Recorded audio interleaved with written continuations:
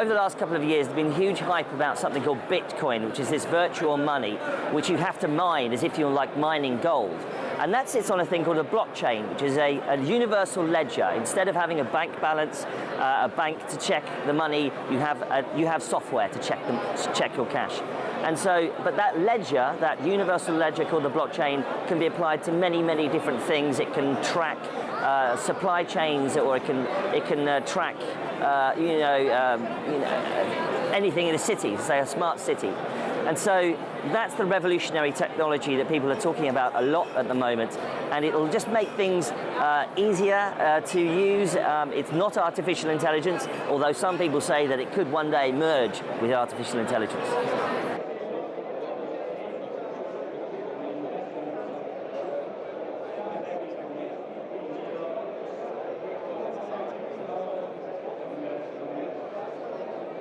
So it's quite simple. I mean, you guys have probably all heard about Bitcoin, and so you can use cryptocurrencies for doing money transactions on the web.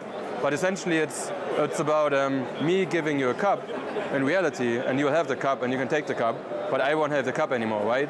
And can you do the same on the internet? So if I send you a picture, you can share the picture with your friends, but you couldn't do the same with the cup, right? You couldn't split up the cup and just give it to all your friends. That's essentially what blockchain does with technology and the internet.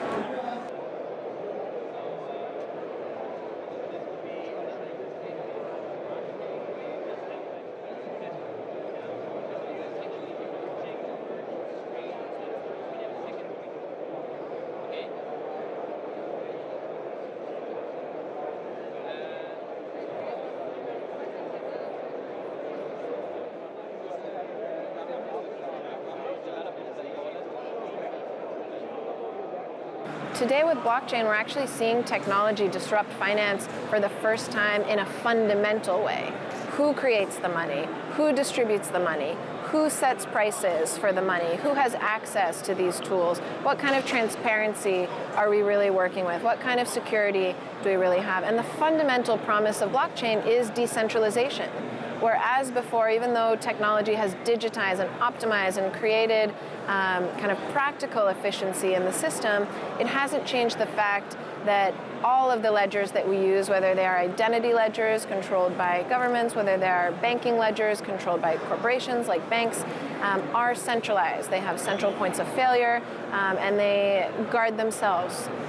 In a decentralized model, we have the opportunity to completely redesign how we create money, how we distribute money, how we keep track of money, and even how we value money, what we think money is, what we think its value should be, and what other parts of the human experience do we think are valuable beyond the ones that we've kind of quantified up until now.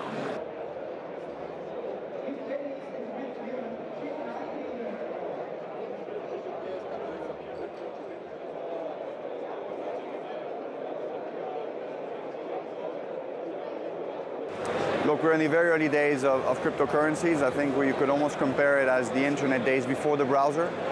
Today you want to buy or invest or any applications based on the blockchain is still very difficult to build, and the user interface is very archaic. But we're about to get these breakthroughs done quickly. And so I think we're in the very early stage of adoption of this. And this is a fundamental, I think, the blockchain is a fundamental technology and enabler that will disrupt a lot of businesses across healthcare, fintech, education, transportation, logistics. So I think that is here to stay. Now what remains, the big question obviously, is who's going to be the winner there. So it's still very early days to bet on that. But that's why you're seeing a lot of investors taking different positions in the ecosystem. Top solution for safe stream disposal. It's really simple to use. Just one toner